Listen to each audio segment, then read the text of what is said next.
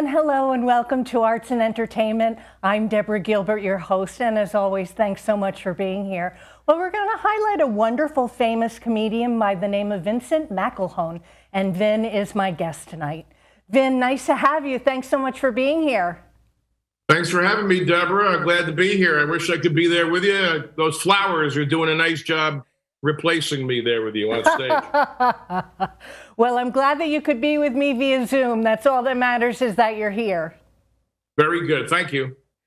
You know what I like to do, Vin, always with the beginning of the show, and you were here last year, so why don't we take the viewer back into your background. Tell us about yourself. Okay. Well, been doing stand-up comedy for about 30 years, hard to believe, and but true.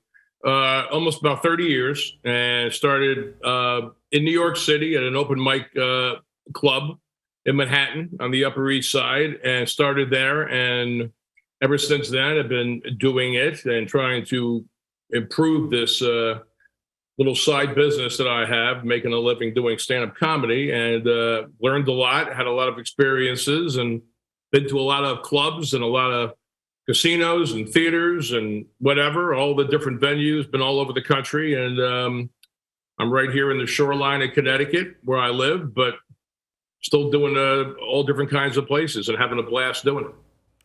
Did you think growing up that you were going to pursue being a comedian? No, you know what? I've been asked that a lot. I never thought about that. I wasn't like class clown in high school or any of those typical things you might think, or no, nothing like that. I always did a lot of impersonations as a kid. I think I could always tell a pretty good story. I think I was a funny guy kind of thing, funny kid, but no, never ever did I think of it until I was probably just about 30, in my young 30s, actually. I started really, really late in terms of stand-up comedy. Typical comedians would start, you know, it's a young person's game. I mean, you got to start young. You got it's a lot of work. And I didn't start till I was 33 years old when we were having our first child. So that was very, very bizarre, but that's when I did it. So I never thought of these things. No, never. When you were 33 and had that thought that you would pursue being a comedian, what is it that spurred you on to make that choice? Well, it was actually a story goes back where I was working in a company with a friend of mine, and he didn't advise me. He really more or less challenged me to do stand-up comedy. He said I should be on stage to some degree, doing something on stage and entertaining people. And where he got that from, I don't know. We were traveling around the country together. I've been in the plastics business, and he said to me that was his suggestion, almost a dare. And I took him up on it. And I can't believe I did that many years ago, but I did. Got on a train, went to New York City, and as I said, went to the Upper East Side and gave it a whirl, just simply as a dare. How was it that night when you arrived in New York City and you decided to take up that dare? What did you do? It was probably one of the worst comedy sets in American history, to be very honest with you. It was that pathetic. It was terrible. I thought I would do well. I was like a little bit half cocky about it. I said, this will be, I'll be able to do at least reasonable. I mean, my God, right? But I went there and I failed miserably, did absolutely awful. And it was humbling. But also, it bothered me because I never really failed at anything that badly that I thought I would do better. And then it kind of inspired me to say, hey, I got to get this thing down at least a little bit and continue on, never thinking that I would go this long or get to some of the places I've been. You mentioned that it's a young person's genre, if you will. To the viewer that's out there that might be interested in pursuing being a comedian, what's your advice as to how to get started? Well, that's a good question, too, of course. And you know what's funny is that like everything else in this country, the business has changed like everything else. So the game has changed in how to do that. When I did it, it was very simple. Like I told you, it was the old-fashioned way. You went to the clubs, you went out there, you did your time, you got spots. You got time, you called in advance, you got time to do open mics, you earned your spots, you traveled, you didn't get any money, there's no pay, you had to earn your keep, and you had to go through it the old-fashioned way. It's still sort of the same way, but how you get there is different. Now everybody's on websites, they're doing podcasts, they're on Instagram, the social media thing has taken over, in terms of how you get lined up and how you can get time and how you can get an opportunity. So the social media really, really directs it. And, me, I'm lost. I don't do any of that. So, I'm like an old guy, I'm a dinosaur, just hanging on. So I don't do any of that and I really don't care. But if you're a young person going to get in, yeah, that is the way. So social media is the way. Yeah. Does it take somebody some skill to be able to learn how to do that? I mean, do you need an agent or manager or somebody to help you get started to do that? Well, the agent and the manager thing will come much later than when you first try out. I can guarantee it. Okay, because no one's going to book you when you're first trying out and starting out and making mistakes and learning and failing. The failing percentage of a comedian when you begin is astronomical. I mean, it's really, really tough. Okay, so I'll give you a quick story, Deborah. Here's what happened to me. I was doing shows for free, doing like an MC. I was hosting them, not getting paid. And a comedian by the name of, I think most of us out there in TV world tonight will have heard of him, Joe Rogan. I was working with Rogan a lot at this little pizza place in Connecticut. And I would not get paid. Rogan would come in. He got paid very, very little. I think like $75 for a show. Okay. And I sat down with Rogan several nights. And one night I asked him the question. I said, how do I get an agent like you do? How do I get to be booked the way you were getting booked, even though you're not making much? I didn't say that, but I mean, even though you're starting out, how do I get there? He looked at me and he goes, you know what? Get an act and the agents will find you. And that's a true story. That's what Rogan said to me. And by the way, he was absolutely right. And that's the way it works. So no agents and no booking people are going to contact you until they see a value and a reason to get in touch with you. And that takes time. So an act, you put together something, you give them an invitation and you hope that they come. Would that be considered an act? Well, an act is nothing more than you. It's your personal set as to what you write. You got to write material, and if you got to write it, it's got to be sincere. It's got to be honest. It's got to be you, and it's got to work. And that's very difficult. All those things together are really, really tough. You got to go out there and you got to sell it. I've been writing things for 30 years, and all of us that are out there have done this. Okay, so it takes skill, it takes time, it takes, you have to be able to look at yourself in the mirror and accept your failures, because you fail along the way miserably. It's really, really tough. And you got to do it when you start out. You're not doing the nicer rooms. You're not doing casinos. You're not doing, big audiences. You're doing audiences with very few people, and they're barely paying attention. And there's TVs on in the room, and there's like 7 people, and they got in for like a free, and they don't respect it. And you got to go up there and you got to earn your keep. How do you do that? You got to figure out your persona. You got to be able to come up with material. You got to have some kind of a physical ability up there. You got to keep their attention, and you got to go through the process. That's all I can say. I mean, there's so much to it, as to what that set becomes. I mean, everybody's different, but being unique and being true to yourself and accepting your failure and moving on and making the whole thing better is a hell of a process. So, we're in the state of Connecticut, but probably national. I'll also open it up because we are global in nature. Is there on the internet or a newsletter or an organization where you find open mics or different places to go and perform?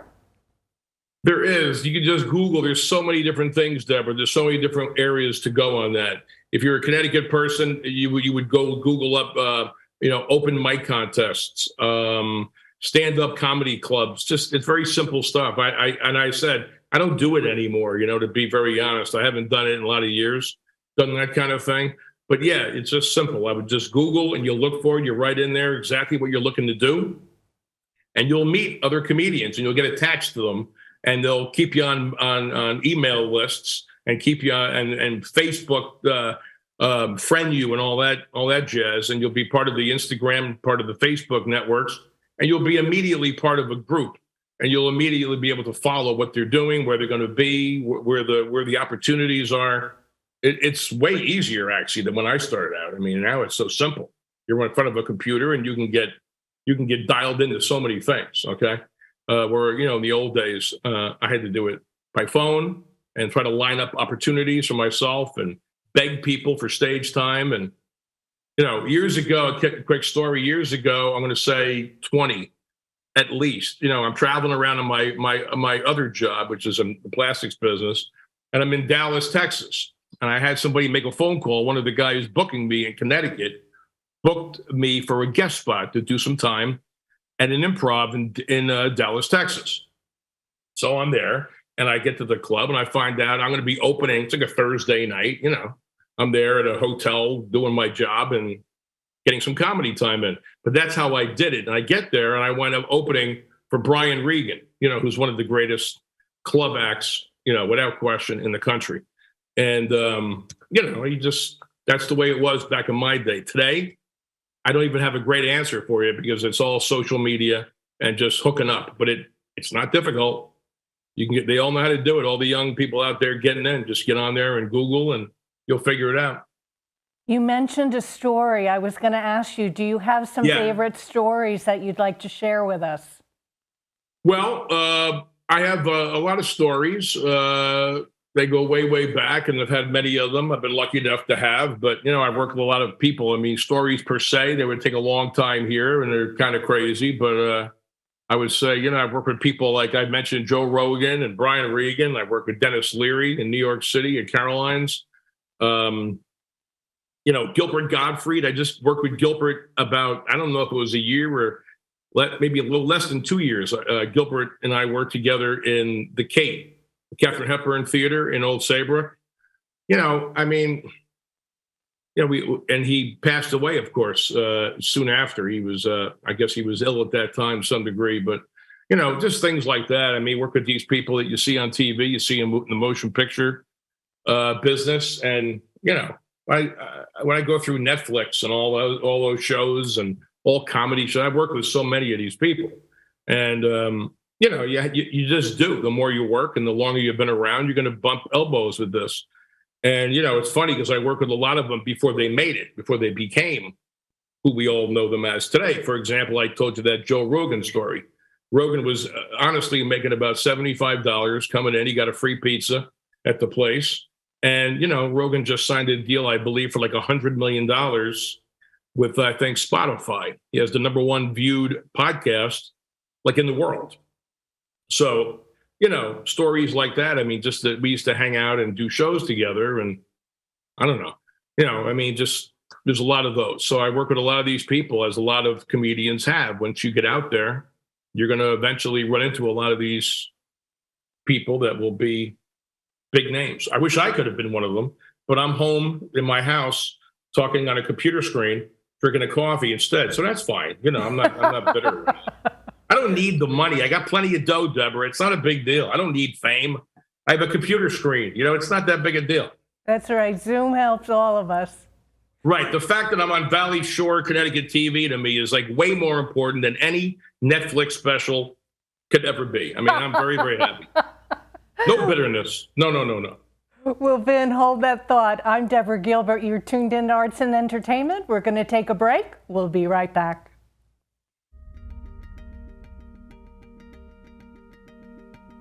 Smart TVs and streaming services have taken over the television industry. VSC TV is proud to announce our presence on Apple TV and Roku to make watching your favorite shows even easier. You can access this service by downloading the Cablecast ScreenWeave app. Then choose Valley Shore Community TV from the list of channels. Select VSC TV Live to watch our channel in full HD. Or pick a show from our on-demand video library.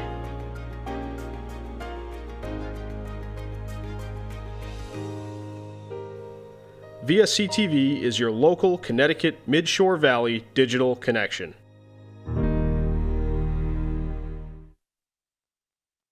And welcome back to Arts and Entertainment. I'm Deborah Gilbert, your host. And as always, thanks so much for being here. Well, I continue my conversation on with very famous comedian Vincent McElhone. And Vin, Yes. You know what? When you were here last year, the pandemic was raging. Yes. How are things going these days? Here we are in the fall of 2022. What's the world like for you? Well, world for me probably is not the same as for the world for many others that are out there doing stand-up. Just a brief summary of it all. You know, the COVID thing was really tough, of course, because you couldn't get any work. I mean, that's tough. The places were not open. You couldn't go. It wasn't whatever. There was all kinds of shutdowns and all that. So then it started to slowly, over the period of time, started to slowly open up, and places were doing shows again, and people were attending, but they made you still wear a mask. They made you still stay 6 feet between each other. And it wasn't conducive, at least for me, to like be doing the shows, because it wasn't funny to see masks and separation of the people as opposed to what the setting would normally be, make it conducive for doing stand-up. But it's definitely back now. I mean, no question about it. I'm not doing as much as I used to, I'm going to say, probably because I just got a little over COVID and all that. I just learned to like do it a little bit less, and I'm okay with that. And I'm busier with some other things in my life right now, other projects, I'd say. But I'm 62 years old, and I've never had such a great time as I'm having right now with stand up in terms of what I'm doing, where I'm playing, and all that. Because it's a nice little thing when you get a little older. I'm like picking and choosing what I want to do, and if I don't want to do things that I get offered, maybe I'm not going to do them. I mean, I don't need to be out there. I don't have that drive to be every weekend or something, or even close to it, working somewhere. I just don't. I give you an idea. Like, I'm going to be working for a new booking agent. He's out of Boston, and I'm going to be doing rooms for him. And the rooms he's got are in Boston. He's got Portsmouth, New Hampshire. He's got them in Portland, Maine, some New England good spots. And I look forward to doing these things for him, because there'll be little weekend getaways. I can go do that at my leisure. Things like that I'm liking. I'm still going to be doing things like Mohegan Sun. I'm still going to be doing the Katharine Hepburn Theater. So I like doing those kind of things too. But the COVID is lifted. There's no question. People that really want to do comedy are able, no question. Opportunities are there to do it all the time. Plenty of clubs are opening. Many more new ones are open now. People are getting aggressive with it because people are dying to get out. They were stuck inside so much. They're dying for good entertainment. So they are doing plenty of it. I'm not diving in full tilt, and I don't think I'm going to. I'm just enjoying it and doing what I want to do. So you have mentioned opportunities for yourself to perform in different states. How is traveling and being out of a suitcase for you? I've done it so long, Deborah. I've been traveling so long and done it so much that it's not a big deal. It doesn't bother me. As I get older, once again, as I'm getting older, it's becoming more bothersome because I don't, the aggravation of it I can't stand. But other than that, no, it's not a big deal, not an issue. How about to the person who is just starting to perform and has all of this travel that's piling up that they have to do? Any advice as to how to get through it? Well, I would just say, like anything about this, besides just simple travel, the travel is as simple as this. Look, you got to hustle, okay? If you don't want to go do it, that travel really is no different than it ever was. You got to pack a bag. You got to give up. You got to have sacrifices in your life, okay? Because you're going to be away, and it's tough. It's tough to always be gone, living in lousy hotels most of the time. Particularly when you start, you'll be put up in rooms, maybe Airbnbs, and it's lousy. It's nothing glamorous. People think it's glamorous. Let me tell you something. It is not glamorous, okay? It is tough. It is fun. I love it. Listen, no one would ever do this nonsense if you didn't love it. There's not a chance, because the money is certainly not there. And the glamour, if that's a word we're going to be using, you're in for a big surprise, because it is not. It's tough work, and the travel makes it a little tougher. But that never bothered me because I had such passion for it. You know what I mean? I didn't say, oh, I have to go away. The only problem you're going to have is your family. You have a family, it's going to be tough, which I did. And that was tough because you got to leave little ones. You got to leave your wife, whatever, husband, whatever you may have. And it's a dedicated thing. And it's tough. It wears you down, But you know what happens is it cuts through to the core comedy. If you're not meant for it, you're not going to last in this because it's too difficult. There's too many tangibles that come after you. Traveling is just a small piece of it. I mean, there's so many other things that are tough. It will eliminate those that don't have the passion. If you have it, you have talent, you have skill, you have the passion to do this thing, which is, here I am 30 years. I'm doing Valley Shore. Okay, that's the way it goes, right? As I said before, right? You know what I mean? I didn't make billions on the TV shows. I never got a sitcom. I never got a Netflix special. You know what? I love it. It doesn't, it never fazed me because I loved it.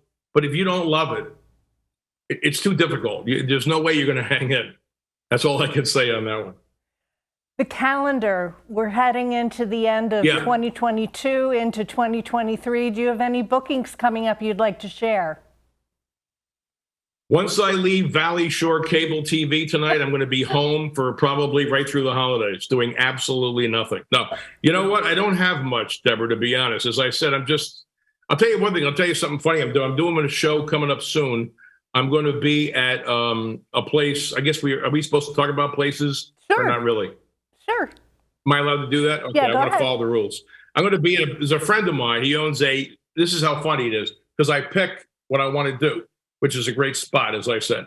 I'm doing I just did the Cape like a couple of weeks ago. I forget how long ago it was. Oh, good. So that one I just did. Yeah, I did the Cape. I did the Cape with a very well-known, nationally traveled comedian, Tammy Pescatelli. She's fantastic. She just won a couple of years back. She won NBC's Last Comic Standing. She's done like Leno. She did the Leno show like 12 times. She's got Netflix specials. She's got all that, and then she's working with me. You can imagine how tough that was for her. But you know what? We had a great time, and it was a lot of fun. Now I have one coming up that's completely the opposite of that kind of a venue. And by the way, I can't wait to do it because it's going to be a blast. I'm doing a friend of mine's cigar lounge that he owns. It's in Old Saybrook. It's called Bongo Ron's, and it's a cigar store, but he does lots of entertainment. And he could have a cigar. It's outdoors too. So it's out there. It has no ceiling, no roof, which I like. You know what I mean? The sky is right above you. You're very open. And we're going to be outside, and it's a cigar shop with drinks, and we have a blast. And I do this for him a couple times a year. So he's a great guy, and I'm going to do that. Now, see, things like that, I love doing that because it's fairly close to me, and he's a friend of mine, and we have a blast. So I have things like that. I'm doing some country clubs. I do a lot of country clubs too, like private country clubs that are golf country club people that are having they want to have some entertainment. I'll come in there with like 200 people and just have a blast and just, have a great time. I got a couple of those coming up. And as I said, I'm working for a new person now coming up soon. So I'll be up in the New England area quite a bit, where most of my history has been in New York City. And the New York City deal is just worn me down. It's changed a lot there. I'm not into hustling into New York City anymore. It's just too difficult. So I'm looking forward to some new things, and I'm going to be booked with this Boston comedy agent and doing a lot of new rooms. And I'll do the same old thing. I'll do the Mohegans. I'll do some casinos and all that occasionally as well. It's what I want to be doing, what I feel like doing, which is nice. As we start to wind down the show, what are your thoughts as you get a little younger? I mean, how much longer will you continue to do comedy? I'm going to do this. I'm going to keep on doing this forever. I'm not stopping. Because you know what it is? I got to tell you real quickly. To me, it's therapy. I need this. I'm so crazy. I'm so whacked. I've been doing this so long that to me, I really need to be on that stage doing shows. I need to entertain people because I get so much out of it. And you know what else about it I love? It's a challenge. Every time I do it, I have no clue how I'm going to do. And it keeps me sharp, and it keeps me young, and it keeps me, thinking. You're always thinking. You're thinking of new things. You're right. You put it together. You go on the stage, and you try to sell it. It's a heck of a thing. You can't get that anywhere. You know what I mean? I get paid doing it. I mean, I love it. I'm never going to stop. As far as I hope to God I don't have to stop. Okay, we're starting to run out of time. What are your closing thoughts for the viewers? I think they should get out to all the venues and see as much comedy as they possibly can, because everybody in this country's stress levels have gone a little crazy over the past 3 years. And I think there's no better, healthier thing to do than to get out and take a look at some of the comedians out there, particularly the new young ones, and see what's out there. And I think you do a lot of justice for yourself to get out and enjoy. Well, thank you so much, Vin. It's been a pleasure having you. It's been a good time being here as well, Deborah. I appreciate it. And we've been talking to Vincent McElhone. I'm Deborah Gilbert. You've been tuned in Arts and Entertainment. I hope you have a super day today. Thanks so much for tuning in. I'll see you next time.